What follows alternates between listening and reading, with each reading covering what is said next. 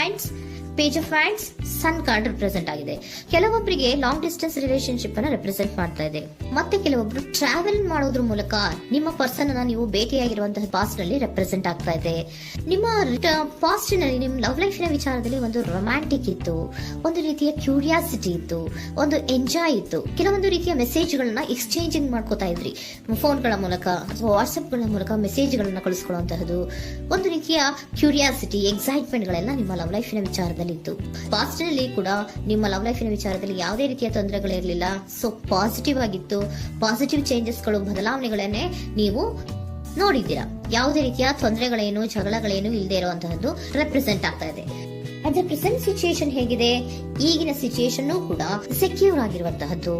ನಿಮ್ಮ ಲವ್ ಲೈಫಿನ ವಿಚಾರದಲ್ಲಿ at present ಅಲ್ಲೂ ಕೂಡ, ಈ ಹಿಂದೆನೂ ಕೂಡ ನಿಮಗೆ ಚೆನ್ನಾಗೇ ಇತ್ತು, ಈಗಲೂ ಕೂಡ ಪ್ರೆಸೆಂಟ್ ಅಲ್ಲಿ ನಿಮಗೆ ಕಿಂಗ್ ಆಫ್ ಪ್ಯಾಂಟಿಕಲ್ ರೆಪ್ರೆಸೆಂಟ್ ಆಗ್ತಾ ಇರೋದ್ರಿಂದ ನಿಮಗೆ ಲವ್ ಲೈಫಿನ ವಿಚಾರದಲ್ಲಿ ಚೆನ್ನಾಗೇ ಇದೆ. ಸೊ ಒಂದು ಭದ್ರತೆ ಇದೆ. ಲವ್ ಲೈಫಿನ ವಿಚಾರದಲ್ಲಿ ಒಂದು ಸಾಮರಸ್ಯ ಇದೆ. ಯಾವುದೇ ರೀತಿಯ ತೊಂದರೆಗಳು ಏನು ಕಾಣ್ತಾ ಇಲ್ಲ. ಸೆಕೆಂಡ್ ಕಾರ್ಡ್ ಬಂದಿರುವಂತಹ ಪ್ರೆಸೆಂಟ್ ಸಿಚುಯೇಷನ್ ಅಲ್ಲಿ ಸ್ಟ್ರೆಂತ್ ಇದೆ, ಬಾಂಡೇಜ್ ಇದೆ. ಚೆನ್ನಾಗಿ ನೀವಿಬ್ಬರ ಮಧ್ಯೆ ಒಂದು ಬಾಂಡೇಜ್ ಇದೆ, ಸಾಮರಸ್ಯ ಇದೆ, ಹೊಂದಾಣಿಕೆ ಗುಣಗಳು ತುಂಬಾ ಇದೆ. ಆದ್ರೂ ಕೂಡ ಅಟ್ ಪ್ರೆಸೆಂಟ್ ಅಲ್ಲಿ ಕೆಲವೊಂದು ವಿಚಾರಗಳ ಬಗ್ಗೆ ಅನುಮಾನವನ್ನ ಪಡ್ತಾ ಇರುವಂತಹದ್ದು ರೆಪ್ರೆಸೆಂಟ್ ಆಗ್ತಾ ಇದೆ. ಅಟ್ ಪ್ರೆಸೆಂಟ್ ಅಲ್ಲಿ ನೀವು ಕೆಲವೊಂದು ವಿಚಾರಗಳ ಬಗ್ಗೆ ನಿಮ್ಮ ಮೇಲೆ ನೀವು ಕೆಲವೊಂದು ಡೌಟ್ ಅನ್ನ ಪಡ್ತಾ ಇರುವಂತಹದ್ದು ರೆಪ್ರೆಸೆಂಟ್ ಆಗ್ತಾ ಇದೆ. ನಿಮ್ ಲವ್ ಲೈಫ್ ನಲ್ಲಿ ಕೆಲವೊಂದು ರೀತಿಯ ಭದ್ರತೆಗಳಿದೆ. ಸೊ ಯಾವುದೇ ರೀತಿಯ ತೊಂದರೆಗಳೇನೇ ಇಲ್ಲ, ಒಂದು ರೀತಿಯ ಗುಡ್ ಬಾಂಡೇಜ್ ಇದೆ. ಆದ್ರೂ ಕೂಡ ನಿಮ್ಮಲ್ಲಿ ಯಾಕೋ ಆತ್ಮವಿಶ್ವಾಸ ಇಲ್ಲ, ಆತ್ಮವಿಶ್ವಾಸದ ಕೊರತೆಗಳು ರೆಪ್ರೆಸೆಂಟ್ ಆಗ್ತಾ ಇದೆ. ಯಾವುದೋ ಕೆಲವೊಂದು ಅನುಮಾನಗಳು ನಿಮ್ಮಲ್ಲಿ ನಿಮ್ಮ ಲವ್ ಲೈಫಿನ ವಿಚಾರವಾಗಿ ಇರುವಂತಹದ್ದು ರೆಪ್ರೆಸೆಂಟ್ ಆಗ್ತಾ ಇದೆ. ಏನಾದ್ರೂ ತೊಂದರೆ ಆಗ್ತಾ ಇದೆಯಾ, ನನ್ನ ಲವ್ ಲೈಫಿನ ವಿಚಾರವಾಗಿ ಏನಾದ್ರೂ ತೊಂದರೆ ಆಗ್ತಾ ಇದೆಯಾ ಅಂತ ನಿಮ್ಮಲ್ಲೇ ನೀವು ಅನುಮಾನವನ್ನ ಪಡ್ತಾ ಇರುವಂತಹದ್ದು ರೆಪ್ರೆಸೆಂಟ್ ಆಗ್ತಾ ಇದೆ. ಫ್ಯೂಚರಿನ ಬಗ್ಗೆ ಹೇಳೋದಾದ್ರೆ ಕ್ವೀನ್ ಆಫ್ ಪ್ಯಾಂಟಿಕಲ್ಸ್ ಬಂದಿದೆ. ಕ್ವೀನ್ ಆಫ್ ಪ್ಯಾಂಟಿಕಲ್ಸ್ ಬಂದಿರುವಂತಹದ್ದೇನು, ಒಂದು ರೀತಿಯ ಪೋಷಣೆಯನ್ನ ಮಾಡುವಂತಹದ್ದು ರೆಪ್ರೆಸೆಂಟ್ ಆಗ್ತಾ ಇದೆ. ಯಾಕಂದ್ರೆ ನಿಮ್ಮ ಲವ್ ಲೈಫಿನ ವಿಚಾರವಾಗಿ ಅಟ್ ಪ್ರೆಸೆಂಟ್ ಅಲ್ಲಿ ಕೆಲವೊಂದು ವಿಚಾರಗಳಲ್ಲಿ ಸ್ಟೇಬಲ್ ರಿಲೇಶನ್ಶಿಪ್ ಅಲ್ಲಿ ಇದ್ರು, ಒಂದು ಗುಡ್ ಬಾಂಡೇಜ್ ಇದ್ರೂ ಕೂಡ ನೀವ್ ಯಾಕೋ ಕೆಲವೊಂದು ವಿಚಾರಗಳ ಬಗ್ಗೆ ಅನುಮಾನವನ್ನ ಪಡ್ತಾ ಇರುವಂತಹದ್ದು, ಅದನ್ನ ರಕ್ಷಣೆ ಮಾಡೋದ್ರೊಳಗೆ ಹೆಚ್ಚು ಗಮನವನ್ನ ಕೊಡ್ತಾ ಇರುವಂತಹದ್ದು ರೆಪ್ರೆಸೆಂಟ್ ಆಗ್ತಾ ಇದೆ. ಇಮಿಡಿಯೇಟ್ ಫ್ಯೂಚರಿನ ಬಗ್ಗೆ ಹೇಳೋದಾದ್ರೆ ನೀವೊಂದು ರೀತಿಯ ಪೋಷಣೆಗಳನ್ನ ಮಾಡುವಂತಹದ್ದು, ನಿಮ್ಮ ಲವ್ ಲೈಫಿನ ವಿಚಾರವಾಗಿ ಕೆಲವೊಂದು ರೀತಿಯ ಹೆಚ್ಚು ಗಮನವನ್ನ ಕೊಡುವಂತಹದ್ದು, ಯಾವುದೋ ನಿಮ್ಮ ವಿಚಾರಗಳಲ್ಲಿ ಹಿಡಿತದಲ್ಲಿ ಏನ್ ಇಟ್ಕೊಂಡಿದ್ರೋ, ನಿಮ್ಮ ಪೊಸೆಸಿವ್ನೆಸ್ ಅನ್ನ ಏನ್ ಇಟ್ಕೊಂಡಿದ್ರೋ, ಯಾವುದೋ ಕೆಲವು ವಿಚಾರಗಳಲ್ಲಿ ನೀವು ಬಹಳಷ್ಟು ಓಪನ್ ಅಪ್ ಆಗಿ ಮಾತಾಡದೆ, ಯಾವ ವಿಚಾರಗಳನ್ನು ಕೂಡ ಹೇಳ್ಕೊಳ್ಳದೆ, ನಿಮ್ಮಲ್ಲೇ ನೀವು ಕೆಲವೊಂದು ಬೇಜಾರುಗಳನ್ನ ಏನ್ ಇಟ್ಕೊಂಡಿದ್ರೋ ಆ ವಿಚಾರಗಳನ್ನ ನೀವು ಮಾತಾಡುವಂತಹ ಸಾಧ್ಯತೆಗಳು ಇಮಿಡಿಯೇಟ್ ಫ್ಯೂಚರ್ ನಲ್ಲಿ ಕಾಣಿಸ್ತಾ ಇದೆ. ಯಾವುದೋ ಕೆಲವೊಂದು ವಿಚಾರ, ಯಾಕೆ ಯಾವುದೋ ಕೆಲವು ವಿಚಾರಗಳಲ್ಲಿ ನಿಮಗೆ ಅನುಮಾನಗಳು ರೆಪ್ರೆಸೆಂಟ್ ಆಗ್ತಾ ಇದೆ. ಲವ್ ಲೈಫಿನ ವಿಚಾರ, ಪ್ರೀತಿಯಲ್ಲಿ ಯಾವಾಗ ಅನುಮಾನಗಳು ಸೃಷ್ಟಿಯಾಗುತ್ತೋ ನಾವು ಅವಾಗವಾಗ್ಲೇ ಅದನ್ನ ಬಗೆಹರಿಸ್ಕೊಬೇಕು. ನಮ್ಮಲ್ಲೇ ಇಟ್ಕೊಳ್ಳೋದು, ಅಯ್ಯೋ ಏನಾಗ್ತಾ ಇದೆಯೋ ಅಂತ ಕೊರಗೋದು ಅಥವಾ ಏನಾಗ್ಬಿಡುತ್ತೋ ಅಂತ ಭಯ ಪಡುವಂತಹದ್ದು ಏನು ಬೇಕಾಗಿಲ್ಲ. ಯಾಕಂದ್ರೆ ಲವ್ ಇರುವಂತಹದ್ದೇ ನಂಬಿಕೆಯ ಬುನಾದಿಯ ಮೇಲೆ.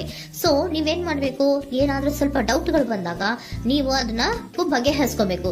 ಯಾವ ವಿಚಾರದಲ್ಲಿ ನಿಮಗೆ ಬೇಜಾರಾಗಿತ್ತು ಅದನ್ನ ನೀವೇನ್ ಮಾಡ್ಬೇಕು, ನಿಮ್ಮಲ್ಲೇ ಇಟ್ಕೊಂಡು ಕೊರಗಬಾರ್ದು.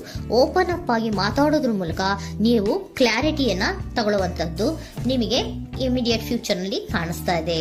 ಯಾವುದೇ ವಿಚಾರಗಳ ಬಗ್ಗೆ ನೀವು ನಿಮ್ಮ ಲವ್ ಅನ್ನ ಅಥವಾ ನಿಮ್ಮ ಪ್ರೀತಿಯನ್ನ ಭದ್ರವಾಗಿ ಉಳಿಸ್ಕೊಳ್ಳೋದಕ್ಕೋಸ್ಕರವಾಗಿ ನೀವು ನಿಮ್ಮಲ್ಲೇ ಇಟ್ಕೊಂಡಿದ್ದಂತಹ ಅಥವಾ ಕೆಲವು ಬೇಜಾರಿನ ವಿಷಯಗಳ ಬಗ್ಗೆ ನೀವು ಹೆಚ್ಚು ಮಾತಾಡಿ, ಓಪನ್ ಅಪ್ ಆಗಿ ಕೆಲವೊಂದು ವಿಚಾರಗಳ ಬಗ್ಗೆ ಮಾತಾಡುವಂತಹದ್ದು ಮತ್ತೆ ಅದನ್ನ ಕ್ಲಾರಿಟಿಗೆ ತಗೊಳ್ಳುವಂತಹದ್ದು ರೆಪ್ರೆಸೆಂಟ್ ಆಗ್ತಾ ಇದೆ.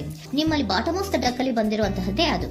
ಖುಷಿಯಾಗಿರ್ಬೇಕು, ಸಂತೋಷವಾಗಿರ್ಬೇಕು, ನಮ್ಮ ಲವ್ ಲೈಫಿನ ವಿಚಾರದಲ್ಲಿ ಒಂದು ಎಂಜಾಯ್ ಇರಬೇಕು, ಮತ್ತೆ ನೆಮ್ಮದಿ ಇರಬೇಕು, ಯಾವುದೇ ರೀತಿ ಗಲಿಬಿಲಿಗಳಿರಬಾರ್ದು ಅನ್ನೋಂತಹದ್ದೇ ನಿಮ್ಮ ಎನರ್ಜಿಯಲ್ಲಿ ರೆಪ್ರೆಸೆಂಟ್ ಆಗ್ತಾ ಇರೋದು.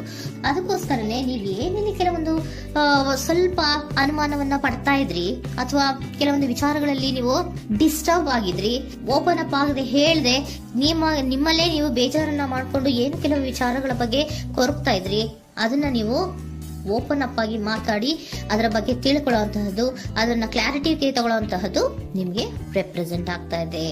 ಪಾಸ್ಟಿನಲ್ಲಿ ನಿಮ್ಗೆ ತುಂಬಾನೇ ಚೆನ್ನಾಗಿತ್ತು, ಅಟ್ ಪ್ರೆಸೆಂಟಿನಲ್ಲೂ ತುಂಬಾನೇ ಚೆನ್ನಾಗಿದೆ. ಬಟ್ ಕೆಲವೊಂದು ವಿಚಾರಗಳ ಬಗ್ಗೆ ನೀವು ಸೆಲ್ಫ್ ಡೌಟ್ ಅನ್ನ ಪಡ್ತಾ ಇರುವಂತಹದ್ದು ರೆಪ್ರೆಸೆಂಟ್ ಆಗ್ತಾ ಇದೆ.